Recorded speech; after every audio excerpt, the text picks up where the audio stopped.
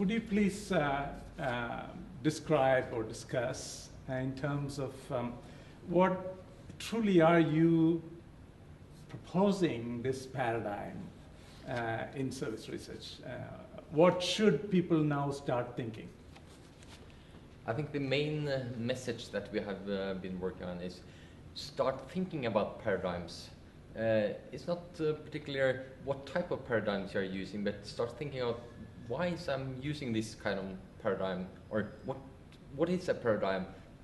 Lugging it back to ontological and epistemological type of foundation, and then be more aware of this is important in my research to have ask these kind of questions, at least for myself, and then applying it when you're using your theoretical and your empirical studies. So the main question is, be aware of that you have a paradigm, either you know it or not, but be aware of what kind of paradigm that you are holding, and be aware of that when you're writing and choosing the theories and methods. So that's, I think, one of the main questions that we wanted to focus in this paper. What suggestions would you give to authors? Yeah, I think that this is important for all scholars, and especially for PhD students when they are starting their research, that there has to be really thinking about these kind of questions, because it's so dependent on how you perform your research later on in life. And if you don't have take the time when you are studying and going into the philosophical part of your research and looking at what kind of paradigm, what kind of ontologically and epistemologically roots do I have, I think they really will miss an important piece when they are becoming a scholar. And that's also what we have been focusing on during this article. Yeah. Yeah. Well, probably you could shed some light, because Scandinavians tend to have a different way of research and different way of thinking in service literature. So maybe you could, give us some ideas of what benefit that has really brought to the marketplace, in fact. Well, I can agree with Bård that all scholars probably have a paradigm, although I probably think quite often we are not fully aware of the implication, and we tend maybe to use research designs and methodology that we find useful for doing a study. Right. So for me it is a little bit strange, and that is put forward in the paper as I read it, that for years we have emphasized that service is about activities interactions, not only in dyads, but in a more broader sense within relationships, and sometimes referred to as systems or service systems. Right. Right. Although most studies are not based on that ontology. Yeah.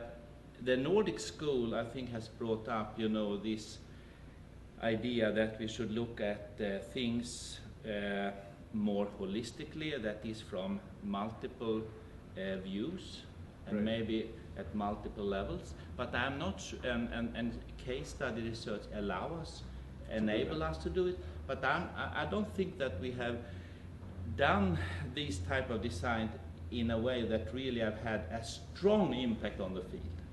Yeah. But now I think we can say, through not least the service dominant logic, that has been recognized much more so, and hopefully it will in the future have a stronger impact. Still it has, yes, but I think there is much more.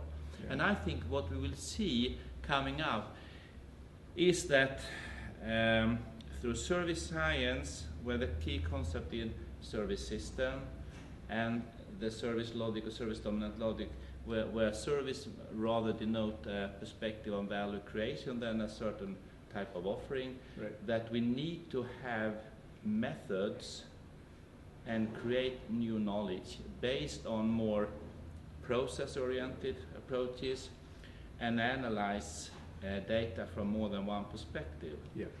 Yeah. which I think always has been around in service, because the moment of truth has to That's right. to Yes. perspective. And we also see that we have always been talking about triangulation of methods. Right. That's been in Exactly. from very beginning, and some says also that triangulation of theories has also been quite used, but no one has talked about triangulation of paradigms. And I think that to really Yeah. shift your focus, to really understand what's going on, we have to also do the triangulation in paradigms, meaning that we have to shift paradigms. Not necessarily from each single person, but as a community, we had to attack a phenomena from all different kind of angles, ontological angles, and using different paradigms. That's why we also arguing so strongly in the article about not a single paradigm. We're not seeking for the ultimate paradigm. We're seeking for the many paradigms, because then I think that we will really accomplish something and bring new thoughts to the service research.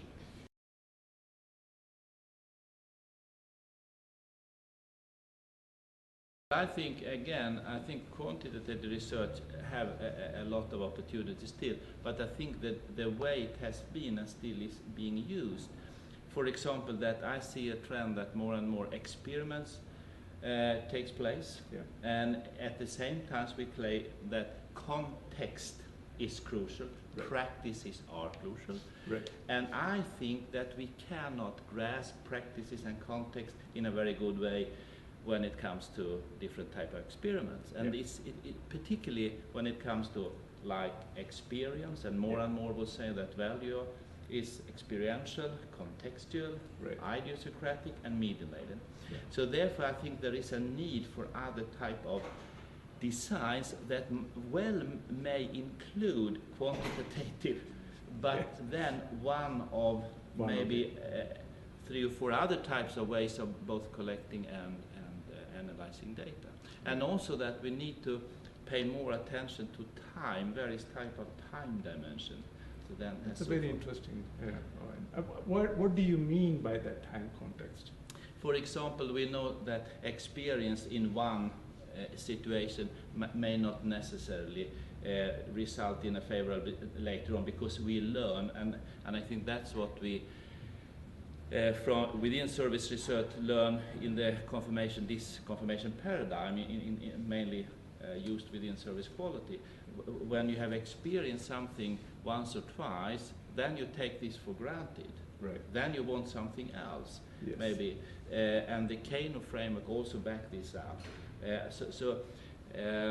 In the case of new products and product innovation, new product development, there I think there is a design-in dimension that you, for example, in car manufacturing, you come with one new model every third year or so, and I think we need more of that in service innovation research and models framework for how to analyze new services.